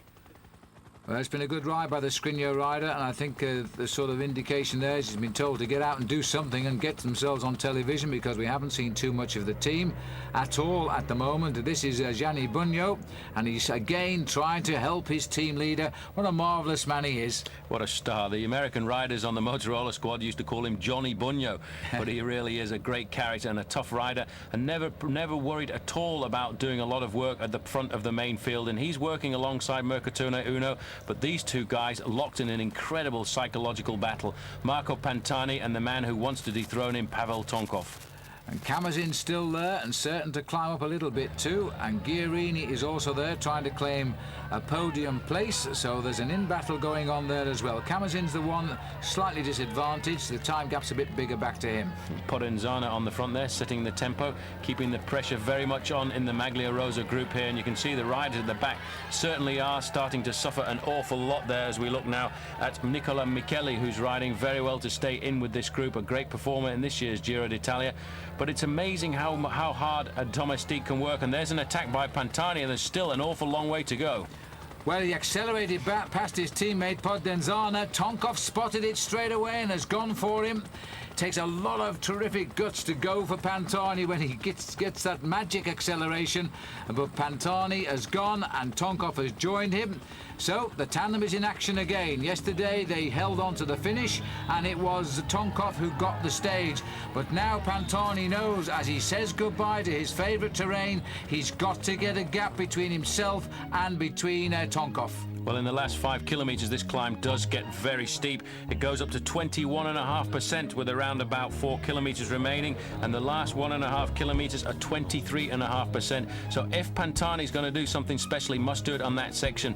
There's Podenzana on the front. There's just a small gap, enough for Pantani to go through there. He goes into the corner and accelerates away, but just goes to show, Phil, how alert Tonkov is, because he wasn't going to let that one go. No, he wasn't, and he was straight out of the saddle as soon as it happened. Off goes the hat now, and it's down to business here. We are looking at what the whole of the Giro d'Italia has been about these last few days. One of these riders will win this race, that's for sure, and they're not going to reveal the secret as to whom until we get to the finish in Milan. Well, with 27 seconds advantage over Tonkov at the moment, that is certainly not enough for Marco Pantani to have confidence going into the final time trial, because that is where Pavel Tonkov has the advantage over the slightly built climber Pantani. But Pantani, as he goes under the banner, showing him 15 kilometres still remaining of this climb, is looking very confident indeed, and he never once asks for Tonkov to come to the front. In fact, he's trying to do that now, but Tonkov will not help. He just takes a look at him. He slowed the pace down. Tonkov not worried. He knows if he can hold this sort of time gap on Pantani, the time trial could swing this race in his favour. Guerini is now chasing on the slopes behind, so he could come up with a slowdown, because it was only 2 days ago after his great ride over the Marmolada that Guerini said he believed he could win this race. And you know, well, why not? Here he is. He's only 40 seconds back. 40 seconds is a long way on a climb like this, and those two riders at the front are riding very well indeed. Tonkov won't let Pantani go into second position here at all, because he realizes if he lets the Italian go behind him, he cannot respond to the incessant attacks and changes of rhythm that Marco Pantani is capable of. Well, the one man they've seriously damaged today, Alex Zulle, is now more than 10 minutes back and losing endless time apparently. He's really struggling to see the end of this stage. With no cameras back there, you'll have to take my word on it. But Zulle is now going to be out of the top 12 overall if the time checks are real. And I think they are. I have to say, Phil, I think Zulle underestimated the Tour of Italy. He came here with his team and they were very dominant in the first few days of this Giro d'Italia, and he's used too much of his effort. He's overspent on his forces, and I think now in the last few days he's starting to pay for them. Well, Pantani has been so strong in the mountains, but he still hasn't got that final kick to his form that will distance Tonkov. And Tonkov, I think, knows this, and he seems to believe he's capable of hanging on to him. You see, Pantani wants help, and he doesn't normally ask for it. A bit of panic there. He really is worried about Tonkov, because he realizes he couldn't get rid of Tonkov the previous day on a very tough climb like this, and he's tried to get him to come to the front now, forcing Tonkov now to set the pace. But if you look at the pedaling action of Tonkov there, it wasn't very tough. Pantani here looking across here, almost slowing to a stop, indicating to Tonkov, come on, play the fellow rider here and come to the front. And that is why we should work together, because we can get rid of all the other adversaries. A shake of the head by Tonkov. I've seen that a couple of times, and I think he's admitted he can't deliver the killer blow here today. He can't rid himself of Tonkov. And Tonkov is close, and close indeed for the time trial. 10 kilometres from the summit, and still they are together. Back in the lead there was Marco Pantani as we go a bit further down. Still doing a great ride. One of the Skriniar riders is a different one now, Francesco Secchiari, who is coming up in that chase group. I'm not too sure where he is on the course at the moment. And alongside him was Clavero of the Vitalico Seguros team. And trying to get into the action, stuck in the middle in no man's land, is Guerini. He's looking to try and see if he can see the back of the cars that are following the two leaders on the road, Tonkov and Pantani. And he's digging very deep indeed. He's third in the overall standings right now, 1 minute 47 seconds behind Marco Pantani. But those two riders up the road are going to be very difficult indeed to pull back. Yeah, the gap is opening, and Secchiari and Clavero, they'll be riding in 4th and 5th places on the road now. So Camazin is somewhere behind them, so he must be obviously losing time to these two leaders, although he is gaining it over Alex Zulle, who's now reportedly more than 13 minutes behind. We're coming up to 7 kilometers to go to the summit of the climb, and they're now approaching the easier section of the climb where it levels out to around about 5%. But very shortly it will kick up towards the finish line, and we'll see percentages well in excess of 20%. And that is where Marco Pantani is going to have to deliver the blow, if he can, to Pavel Tonkov. Well, we've got a clock running here on the screen, so the television director will hopefully stop it at the right place, and we'll see what the gap is. 9.2% is now the gradient here, 1 in 10. And Pantani still can't find the little acceleration he requires, just a half a mile an hour quicker to rid himself of Tonkov. Guerini continues to ride clear of the field in 3rd place. He really did show now, or does show now rather, that his place in the Tour last year, 3rd, was no fluke. Certainly wasn't. Daniel Clavero, Vitalico Seguros in 2nd position here, but the big battle is further up the slopes as Pavel Tonkov feels very comfortable sitting in 2nd position here behind the man who's leading the race, Marco Pantani. 1:22 now is the time gap to Guerini, who's a lot further down the climb. 3 kilometers to go to the summit for him, and a very long and hard summit. And there's the first chink of pain starting to appear in Tonkov, an acceleration coming from Pantani, but still he can't get rid of Tonkov, Phil. He can't. He keeps on trying. Tonkov, though, I think has cracked. He's got the signs of it. And this is a last gasp effort by Marco Pantani. You know, the seconds he gains if he stays away to the finish could win in the Tour here over Tonkov, because he needs more time before that last time trial, and he knows it. And this is his final hope of getting any more time. It's the last big chance to try and increase the buffer between himself and Pavel Tonkov. Tonkov really has blown away there. It's only about 12 seconds at the moment as they go round that corner. But this is the attack. Once again, he attacked him 2 or 3 times, and each time Tonkov was able to respond, able to come back up to the wheel, and then this time he just sat down and could not go anymore.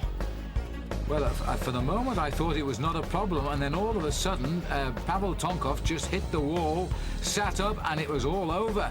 And now Pantani, once he knows he's got him, he's going to go even faster. Now Tonkov is still a long way clear of Guerini and Secchiari and Clavero. They are now minutes behind. Guerini is over 2 minutes back of him, and Secchiari is a further minute on top of that, so they're not going to catch Tonkov, providing he just keeps his steady cool here. Well, after 19 stages, 240 kilometres this morning, and this final few metres of this climb at an average of almost 1 in 4, 23.5%, and Marco Pantani makes it look so easy. He just gets out of the saddle and keeps digging away, and he's looking for that banner there, showing him that there's just 1 kilometre left to go to the finish, and he will sprint with all of his might to try and get a few extra seconds over Tonkov. Absolutely, as he makes his way up towards the finishing line now. Pavel Tonkov, just over 1,000 metres to go towards the finish. He won't climb this in 1 minute and 12 seconds, though, even if he is Pantani. It'll take him a bit longer than that, but the more time he's out there, I think the more time he's going to gain now.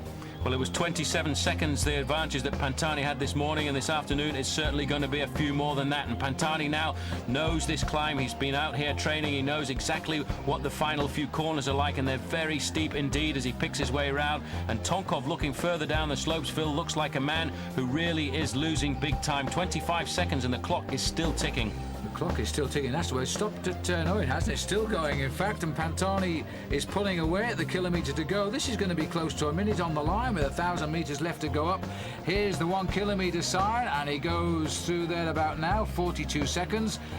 So Paulie's going to concede almost 1 minute after hanging on for so long today. Pantani is getting a big gain here. Well, that's the advantage of being a pure climber, to be able to explode like that in the last 2 or 3 kilometres of a mountain like this. And this is the steepest part of the climb. We're over 23%. And look at Pantani go. He's got the perfect gear. He's getting out of the saddle when he needs to, sits down in the corners to go around there nice and smoothly. And once again, when it opens up, he's out of the saddle, accelerating, making the most of the gears as he can do now. And further down the slopes, he's opening up major time on Pavel Tonkov. Well, this is a fine show of defiance now by Marco Pantani. He knew he had to win today to make sure that he took some big lead into the time trial tomorrow. And he's still dancing up this climb now. He's had a stage win already. He's, of course, got for the first time the Maglia Rosa. Now he's got a second stage win. Look at the time, almost 8 hours in the saddle today. Now you'll see the damage done. And we've heard rumours that Zulle is more than half an hour behind today. He's lost so much time now. Here comes Pavel Tonkov up to the line, almost 1 minute, 55 seconds they say on the line. This will be Guerini, who holds on to his top 3 places overall. The top 3 overall in the Tour have just crossed the line now. The double arm salute from Marco Pantani, who now makes himself look a little bit more realistic in that leader's jersey, winning today by 57 seconds. Guerini, Secchiari, Clavero and Di Paolo in that order. The big loser, though, there's no doubt about that, it was Alex Zulle today. His Tour took a big blow. Well, we're getting down to the closing stages. Tomorrow it is the final time trial. Now it's stage number 20. And this really shouldn't be too much of a threat for the leaders of the Tour. From Barrio Terme to Mendrisio, 137 or so kilometres. And the overall lead for Pantani, 1 minute and 28 seconds. Guerini at 5:11. Alex Zulle is now 14th, and he is 32 minutes and 24 seconds down. And there's a little bit of a few extra names for you to look at. Oscar Kamazin is 4th, and those 4 clear of the field, really. Michele has ridden a great Tour to come into the 5th place slot, and Bettini has always been an ever-present, but he's still a long way down, isn't he, at more than 19 minutes. So, Pantani Pantani today, his job simple, to keep an eye on Tonkov and then see if 1 minute 28 seconds is enough for him to take this tour out in the time trial tomorrow. And a lot of people will tell you they don't think so. Well, it works out at around about 3 seconds a kilometre that Tonkov has to pull back on Marco Pantani, and in the previous time trial over 40 kilometres he pulled back almost 2 minutes on Pantani. So it's going to be a very closely matched event going down to the very last penultimate time trial before we head down into Milano, and I would think that Marco Pantani is not feeling too confident with that advantage. A little bit further down the classification, Podenzana, twice a champion of Italy, is 11th. The grand old man, always riding so well. Let's join the action now as we're getting through the race stage here. And 9 kilometres from the finish. In fact, we've got something like 15 to 20 riders in this breakaway. That's Di Pascali looking over his shoulder for Amore Vita. Lucas Shinto, there he is. He was winner of the Tour of Langkawi last year over in Malaysia, and the rest of the group are pulling them all back. The main body of the race with all the important riders is a little bit off the pace today, and that's not surprising. Certainly isn't surprising after that very difficult stage yesterday. And now taking up the lead for the ASIC squad is Alexander Scheffer, wearing number 24. He's managed to slip away from the rest of that group as well. Well, Alexander Scheffer, Kazakhstan rider, been around a while now, one of the first, he might even be the first rider ever to turn professional for Kazakhstan, as he now tries to slip away here. He was having a very good Tour de France last year. You may remember a rider disappearing under a hot dog stand in the time trial. Well, it was Alexander Scheffer. Back in the main field, the race really being controlled by the Mercatone Uno squad of Marco Pantani, but they're not too worried, I don't think, by the composition of this leading group of riders as we head now down towards the finishing line in Mendrisio. Around about 8 kilometres left to go, and Alexander Scheffer has around about 100 metres over the rest of the group, which is at the moment being led by 1 or 2 riders, trying to make sure that he doesn't steal a march over them before the finish line. Well, some names for you in this breakaway: Paolo Lanfranchi, Felice Puccini, Scheffer you've seen. David Rebelin's an interesting man in this breakaway. Vladimir Belli is a good rider, and Gabriele Colombo is in here. So too is Mariano Piccoli. Well, why wouldn't he be? He always seems to be in the moves. He's been very consistent this year. So it's all back together again for Alexander Scheffer, and once again the attack coming this time. It's one of the riders from the Polti squad has decided to go out there and try and steal some advantage before we get down to the finish line, and amazingly enough it's Luc Leblanc, and I'm surprised they let him get into a group like this. Well, I'm surprised because I didn't have his name in the list of front runners, but there he is, Luc Leblanc. He's no longer a contender for the overall. He's had his good days, but I'm afraid they've been outnumbered by the bad days as Luc Leblanc tries to get something out of his Giro d'Italia this year. Strangely enough, I caught sight of Kepe Gonzales in that group as well. So the team of Marco Pantani have let 1 or 2 dangerous riders get into this little group here, because in fact Daniele Di Paoli, who was in that group, rode very well yesterday and moved himself up quite high in the overall rankings. Well, these riders having come up in that little change towards the end of the last few kilometres we saw. This is the green jersey of Kepe Gonzales, 16th overall, but he's over half an hour off the pace now. The gaps have opened. It's a 2-man race for the finish in Milan, and the big prize money, almost £1 million, or $1.4 million US, the overall prize money of the Giro d'Italia this year. And 150,000 of those dollars will go to the overall winner. And will it be Marco Pantani or Pavel Tonkov? That's a question we can only answer tomorrow night, I reckon, Phil, after that very difficult time trial on the way down to Lugano. But last year's King of the Mountain still trying to get a stage win out of this, and on this little climb here, a lot of tired legs. Look at the spaces now between the wheels as the riders just grapple with whatever they can find in front of them, and that group is still quite large. It certainly is, and there's a lot of Mercatone Uno riders on the front of the main squad, though, trying to make sure that those riders in the leading group don't get too much of an advantage, because they have to keep control over the race over the next couple of days, and it will be good for their morale as Roberto Conti goes to the front to keep the pressure on. But Kepe Gonzales has read the race nicely here. There's a small climb just around about 6 kilometres to go to the finish, which is where Gonzales is just now, and he's trying to make sure that he can go over the top there with an advantage of 15 or 20 seconds, but it's still a long flat run to the finish. Just past that 7 kilometre to go, Banner, and Kepe is just about to top that little climb, I think. There's a sharp right turn coming up now, and you know that he's a popular rider here in Italy. He never fails to have a go. He really became a superstar in this event last year. Very, very popular rider indeed in the Giro after last year's event. Everybody glad to see him back, but somebody's going to have a go after him now. And this looks to me as though it is Luc Leblanc again. Luc Leblanc certainly looking for a stage victory in this Tour of Italy. He noticed the move there by Kepi Gonzales, a great climber himself when he's on form, and he knows that if somebody gets away with 20 or 30 seconds over the top of this final climb, then that's it. It's all over by the shouting. But Michele Bartoli's old teammate here, Andrea Noe, the former wearer of the pink jerseys, decided, I too want to try and get another stage victory. Once you've had one, you want another. Absolutely. I've lost track of Noah for the moment in the overall classification, but that's David Rebellin, who's also up here in this front group, and also right, he was a star of the Tour of Italy a couple of years ago when he held the lead. I think it was for 10 days, and that's when people started to recognise his name. At last he'd come good, former Olympic rider. Mariano Piccoli looking very comfortable trying to cover the moves there, but look at this. Luc Leblanc is having a very hard time getting onto the back wheel of Kepi Gonzales there. He's finally done it, but it just goes to show how well Kepi Gonzales is going as he goes there past the banner, showing them just 6 kilometres or 4 miles left to go. Well, it's not so far, is it? But they're a full flight here now. Gonzales has showed his resistance, and Luc has come up, but I caught a glimpse of his face. That hurt Luc Leblanc to get across to Kepi. Now he's got across. He's not rushing straight by to carry on with the pacemaking. Instead, he's checking out the gains, and he's trying to find time for a little bit of deep breathing exercises before he goes again. Now he's going to try and hurt Kepi. Before he came to the front, though, he looked over his shoulder just to see how far behind the rest of the group was, and they're around about 12 seconds, and the big pressure on the front is coming from the Brescialat riders, and right behind the rider there in the Ciclamina jersey is riding exceptionally well. That's Piccoli. He's looking to try and make sure that he takes that jersey all the way to Milano. So we've got a tandem here now, which is a Colombian-French tandem on the roads of Italy at 5 kilometres from the finish. They've got a real chance here. Let's have a little look back. Oh, well, they're going pretty quick, and maybe they haven't got a real chance at all, but 5 kilometres is not that far from the line.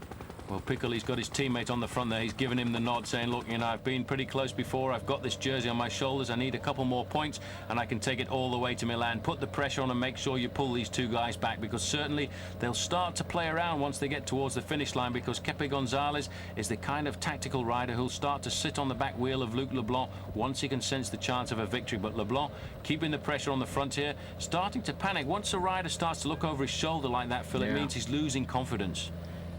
Well, he's lost a lot of time. His form hasn't really come through in this year's race. He had such bad luck in the Giro last year when he was definitely on a podium finish, but for that nasty crash, and he was lucky to even continue in the race for a day or two. There's the main field, main chase group, the champion of Italy, Gianni Farazin, riding for the Mappe team. He's still in the thick of the fray. Sitting on his wheel is Alexander Scheffler, who's tried an attack. He's got a teammate here in Andrea Noah. As we look down the line of riders looking for a likely candidate to take this stage out if they can pull back the two leaders. Well, Alexander Scheffler's the kind of guy who can jump away in the final few metres of a race like this, a very fast finisher.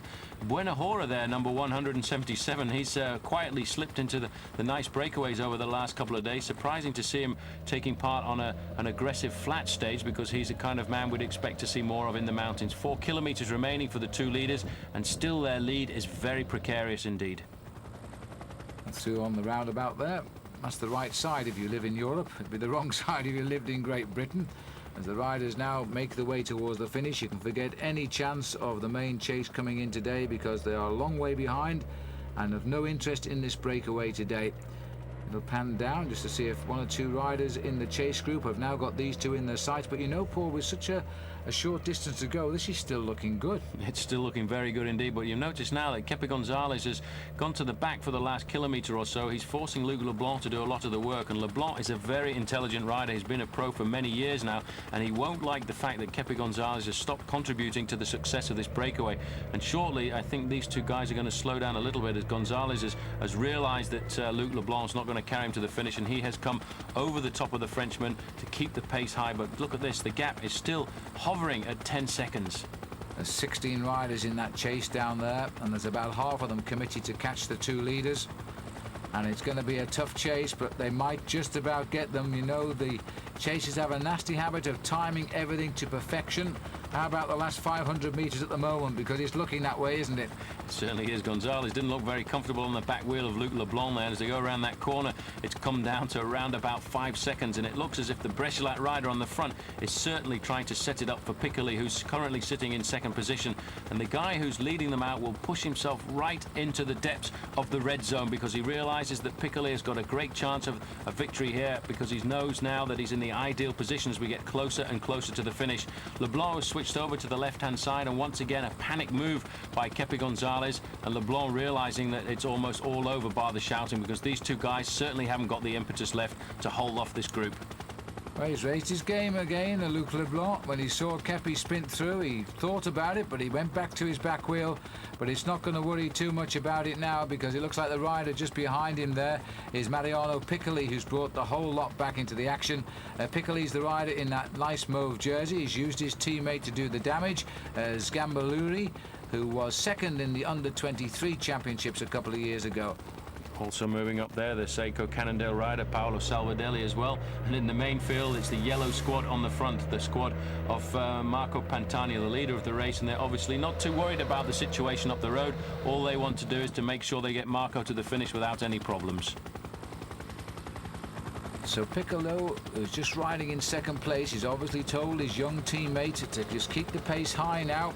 He's really fancying a stage win. He's been so close so often, and it hasn't come his way yet, and not since first stage, of course, when he nipped away and beat all the sprinters. But since then, he hasn't had the chance to win a game. And he hasn't been quite the climber he has been in the past in this race either. And, well, times change, of course, and now he's in a breakaway once more, and he should be in with a good chance here. Salvadelli moving up into first place now, keeping the pace high. He's used to working like this, because normally he would do it for Mario Cipollini. Moving up into fourth place there is David Rebellin, and Gian Matteo Fanini in the blue jersey there moving up into fifth place. And everybody now getting into the position for what is going to be a group sprint towards the finish line, and the group of Pantani is a fair way behind there. There's a little bit of leaning on the shoulders by Gian Matteo Fanini there. He realises he wants to keep the wheel of Piccoli. He reckons he's the fastest guy in the group.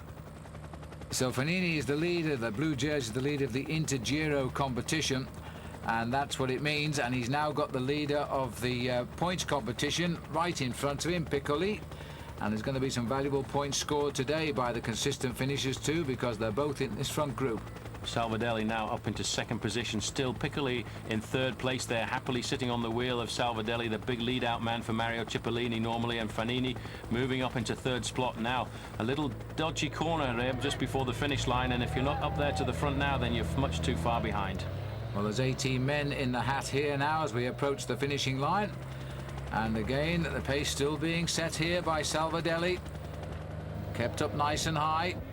And look at the face of Fanini there, who's in third wheel. He knows that if he's going to win this, he's going to take on Piccoli. Piccoli just waiting and waiting and waiting, because he's got a good finish. He's not a pure sprinter.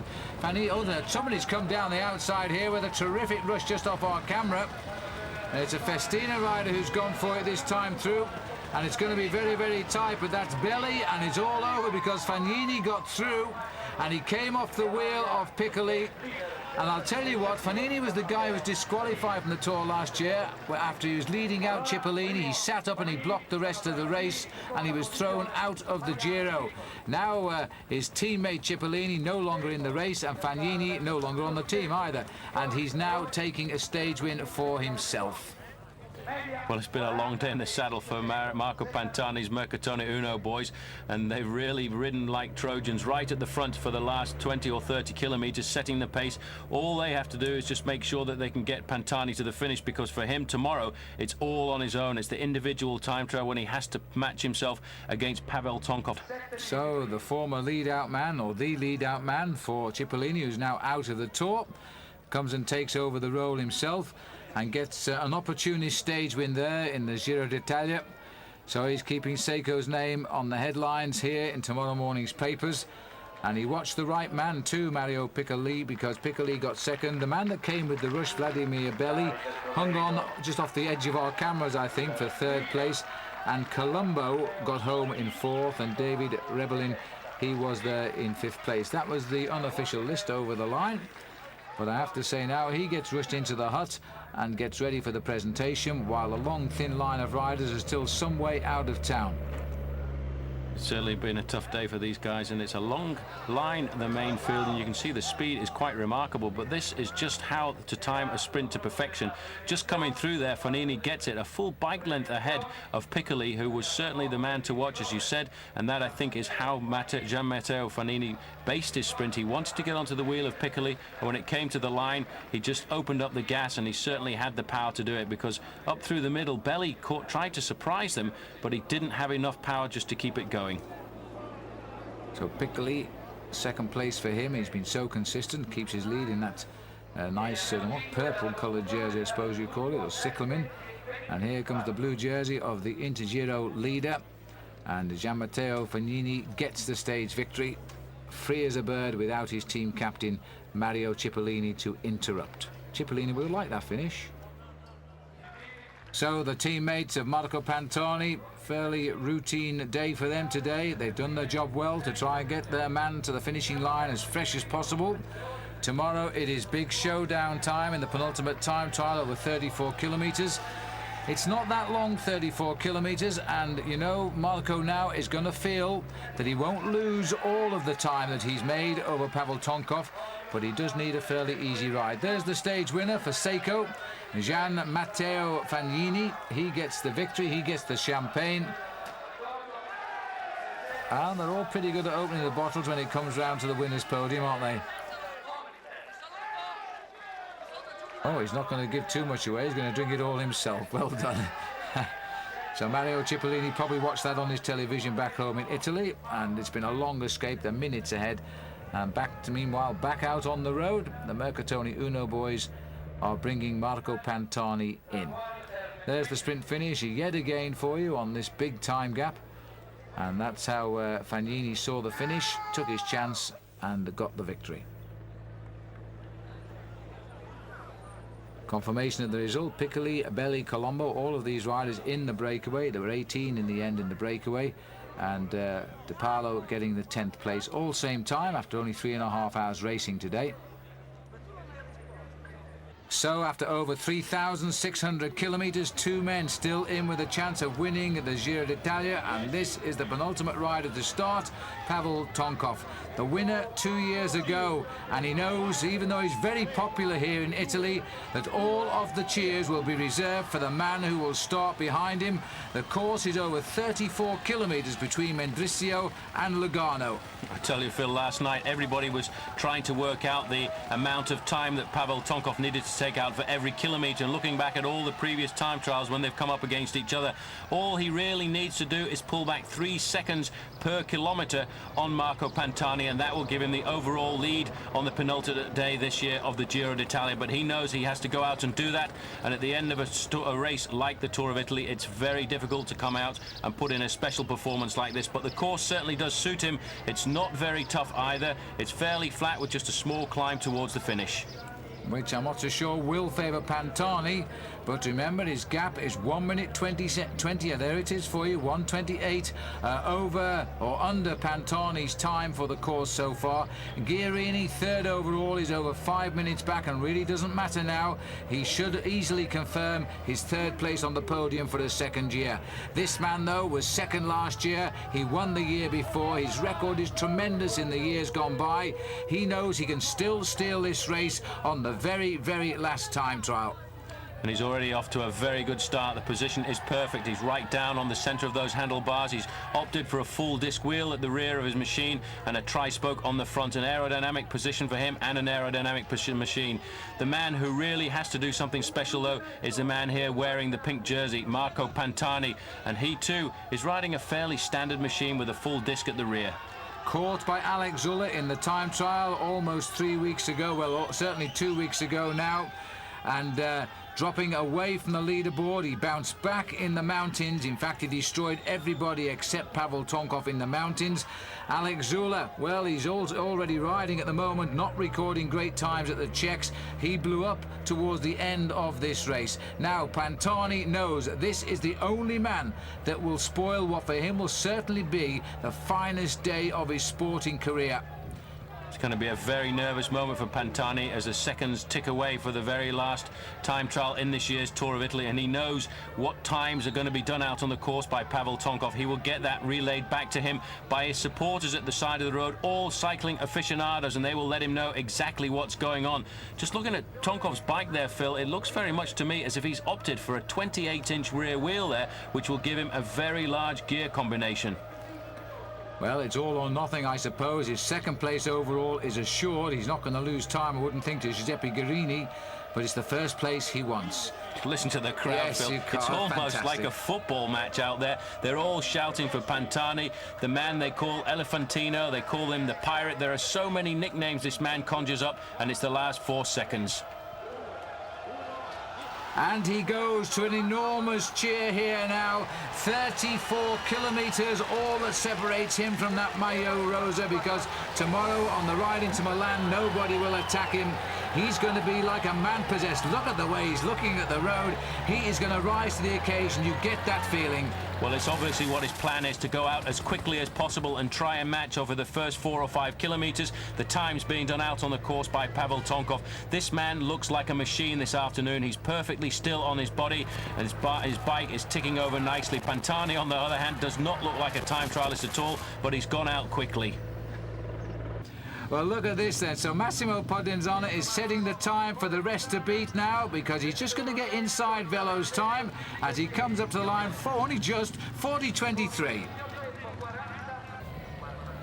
Well, this is Marco Pantani, and there are the times at the moment. Velo second, Serpellini's in third place, 31 seconds back. Alex Zulle finished, but he's already off the leaderboard and clearly no longer interested in the Giro d'Italia. But this man is, of course, head-to-head now with Pavel Tonkov, and the surprising thing is that, in fact, Tonkov is down at the moment, Paul, by a few seconds to Pantani. Well, that's amazing. Obviously, what Pantani wanted to do was go out over the first 10 kilometres as quickly as possible and see if he can just hold the tempo that he's chosen. He's doing that very well at the moment, but there's still another 20 or so kilometres to go, and Tonkov, to me, looks perfect. He's pedaling like a metronome, 52.1 kilometres an hour. Everything seems to be perfect, but in fact, Pantani, who doesn't look so good, is up on him on time. But only by 2 seconds at the moment, so you could put a handkerchief across them on the road.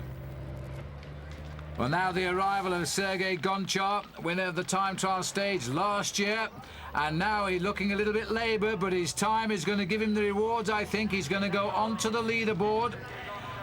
The time to beat is that of Massimo Podenzana. Second is Marco Velo at the moment, and he is using a huge gear. The man who was very close to winning the time trial championships of the world last year in San Sebastian, looking for a stage victory here at the Tour of Italy. So it's a long way up to the finishing line here. Gonchar, though, is labouring his way up, and he's hoping that he will take out another time trial stage in the Giro d'Italia. Podenzana's the man he's got to beat. He's in, and he's got the best time. And Marco Velo is in second place at the moment. And Gonchar is making a meal of this, but it's a long, long, hard finishing straight. It's going to be all worthwhile.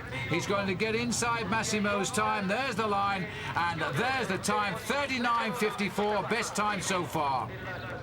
Pantani is on a flyer here, and 1 minute 40, 1 minute 38. He's hovering 6 to 8 seconds the advantage. Well, there's the advantage that Marco Pantani has over Pavel Tonkov. So everybody's calculations from last night have gone right out of the window. It really has thrown a spanner in the works for the specialist, because Pantani is ahead of Pavel Tonkov on the road at the moment in the time trial, and he's going to be very happy with that performance. Well, now let's see what Pavel Tonkov is doing here at the intermediate check. There's the best time, or second best time of Podenzana. So, Paul, he's falling behind the time of Gonchar. Falling behind Gonchar, and it looks as if he's going to fall behind the time of Ponzana, but it's around about the same time, 13 seconds faster. In fact, he's gone through in second place. Now, the next man to come up to this point is going to be Marco Pantani, and that will give us a good estimation of how the little Italian is riding. That same time check across that lovely little looking swimming pool down there. Sergei Gonchar still the best time. We've seen Tonkov go through with the second best time. Pantani is now, what's he going to do? Because he's still ahead of Tonkov's time as we approach that time check. This could be a turn up for the Bucks here. 20.01 Tonkov went through. Whichever way you look at it, Pantani's on a great ride. He's the second best time, and there's no one else left to pass that point.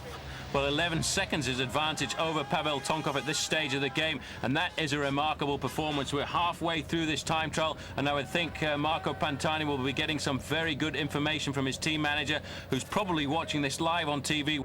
Well, here he is, and he must be surprised if he knows, and I expect he does, Paul. But in fact, Pantani is inspired. Now we've got the double shot here. Marco Pantani's on the left, as if you need me to tell you. Well, it's incredible to look at the difference in the style of these two riders. Pantani on the left, a very punchy style, not really a pure time trialist. On the right, Pavel Tonkov looks very good indeed, still in exactly the same position he had in the early part of this time trial, looking comfortable, still keeping the big gear rolling over, while on the other side, Marco Pantani's pedaling about 105 RPM. And almost 51 kilometres an hour, in excess of 32 miles an hour. So don't anybody ever again say that Marco Pantani can't ride a time trial. I think he's doing the performance of his life here. He is not going to relinquish the pink jersey as leader. In fact, he's going to win this race in style, or at least beat Pavel Tonkov, even if he doesn't get the better of Sergei Goncha. Well, the clock there showing what the current overall standings are at the moment. The difference between these two riders is still hovering at 1 minute and 28 seconds, and in fact that's exactly the time that it was this morning. So Pantani is losing a little bit of time over the middle section of this time trial here. Tonkov is coming back, an excellent time trialist. He's judging his ride properly, but for the moment he's not eating into the advantage of Marco Pantani. And that's what's important. The big effort here being made by Guerini. There's Alex Zulle, 7th best time, still in at the finish for him. And Guerini's going to fall behind Zulle's time, which I'm sure Alex will be disappointed with, but he never really tried today. He lost his chance of winning this race in the mountains. Guerini heads for the finish. Tonkov, still, it's a balancing act, Paul. They're locked together, both Tonkov and Pantani, almost the same time overall as when they set out. It's amazing. It went to 11 seconds advantage to Marco Pantani. Now it's a balanced ride, but for Giuseppe Guerini, he's done the ride that he needed to make sure that he will climb onto the podium when we go into Milano tomorrow, because his ride today will give him 3rd place overall in the Giro d'Italia this year. Yeah, in fairness, there really was no big pressure on Guerini. Just a solid ride from him today is all that was required. Camazin was too far behind him, and Giuseppe comes in 14th place at the moment. Enormous crowds here now as they strain forward to see coming up towards the finish Pavel Tonkov. They will know from the checks on the road this has been a tremendous battle between the Russian and the Italian. Almost identical times out on the road. Goncha is still best man in at the finish. Podenzana is the 2nd place rider, and Marco Velo is the 3rd at the moment in the finish. Now Tonkov, I think, should get in amongst those, surely. Well, once Tonkov comes across the line, these riders separated by 2 minutes on the road. The crowd won't have to wait very long till they know who is going to be the winner of the Giro d'Italia this year. But the style of Tonkov certainly hasn't changed at all, Phil, over the last few kilometres. And he's not going to win, Paul, because he's heading for the time of Marco Velo in 4th place. Now it's Serpellini. Tonkov comes in only 4th. 40 minutes and 29 seconds. That's not a good ride for the Russian. Well, that means now that Marco Pantani, who's coming in towards the finish, can afford to cruise home in a time of 42 minutes and 7 seconds. And I don't think that's going to happen, Paul. There's no way now that Pantani's going to win the stage. He's been down on Goncha, but he's going to get some terrific satisfaction. I think he's going to beat Tonkov. Well, at the moment, the board there indicating that he's still got an advantage over Tonkov in this time trial here. Now hovering at 3 seconds, but a great ride by Marco Pantani with the pink jersey on his shoulders. That's the win at the moment. Goncha is still leading ahead of Podenzana, and in fact, Marco Velo still holding on to 3rd place in the overall standings, but the man really putting in the performance and matching Pavel Tonkov, the Russian, all the way to the line is Marco Pantani. Just a few seconds separating the top 4, but Tonkov, surprisingly enough, is 4th of those top 4 as Pantani continues to run him close, and we think he's still nibbling away 1 or 2 seconds quicker than Tonkov. It's going to be desperately close. If this had been on a track, this would have been one of the finest pursuit races you will ever have seen. It has gone up and down in favour of the other all of the time. But I think what has made the big difference, Paul, is the fact that Pantani is proving to be unstoppable today, taking into account his history of injury, the fact he's Italian, the fact that he's going to win this race. And the fact, I think, that Bianchi have invested an awful lot of money into providing a very good time trial machine for him. He's done a lot of studies on his position recently in the wind tunnel to try and make sure he's as aerodynamic as possible. And that machine, as he goes under the 1 kilometre banner of this time trial here, is perfectly matched to Marco Pantani, and he's matched Tonkov all the way to the line. Well, you can see in the team car behind, they're all smiles. They know that they're looking at the winner of the Giro d'Italia, barring accidents tomorrow. Marco Pantani has pulled out of the bag the ride of his life against the watch. It's the moment of truth, yes, but it's also the moment of greatness of this man as he comes up towards the finishing line now. It's a considerable scalp to beat Tonkov, if that's what he does, or even get this close to him in a time trial, because Tonkov is recognised as a great time trial rider. But Pantani now heading up towards the line. The Italian flags can wave for sure now, because they are going to see an Italian winner tomorrow in Milan of the Giro d'Italia. The flotilla of motorbikes, the grimace on Pantani, he just wants to get it over with, but that grimace will turn to a smile in a minute. We are waiting now to see the clock come on our screen and tell us just how close to reality Pantani is. Well, he really has blown all the experts out of the water today, Phil. Everyone was saying he was going to lose at least 2 seconds a kilometre, and look at that time. He's going very close to his teammates there. In fact, third place time for Marco Pantani, 2 places ahead of Pavel Tonkov, and the time doesn't really matter. Even the police are applauding here because he has done what nobody thought was possible. For 24 hours, the so-called experts have worked out how much he would lose to Tonkov in the time trial. I bet nobody worked out how much he would gain, and that's exactly what he's done. And so the press are going to be delighted with the next half hour or so of interviews that Pantani will give. A little man with the bald head, the pirate, has delivered the goods today. He's in amongst them. He has finished right up in the time trial. It was Gonchar for the record, Podenzana, Pantani third, Marco Velo, his teammate, fourth. Marvellous day out for the boys from Mercatoni Uno. They'll win the team in this race as well. And Pavel Tonkov taking fifth, with Serpellini sixth, Camazin seventh, and Zulle finishing only in ninth. Not the place for the world champion, but his incentive in this year's Giro has gone. And let's have a look at the overall. This will be pretty close to the final figures tomorrow now. Pantani has a 1 minute 33 seconds advantage. He's increased it over Pavel Tonkov. Guerini third for the second year in succession, but 6:51. Camazin right in the slot at fourth, but 12 minutes plus down. Clavero coming in at fifth, and the champion of Italy there in sixth. And Gonchar now in the top 10 with his time trial performance today. And this is no way for Marco Pantani to win the Tour of Italy, is it? The rain is coming down. Here's the riders now heading into Milan after 173 kilometres, and the final stage, stage 22. Paul, the judges have taken the decision to time the race only to the entrance to the circuit.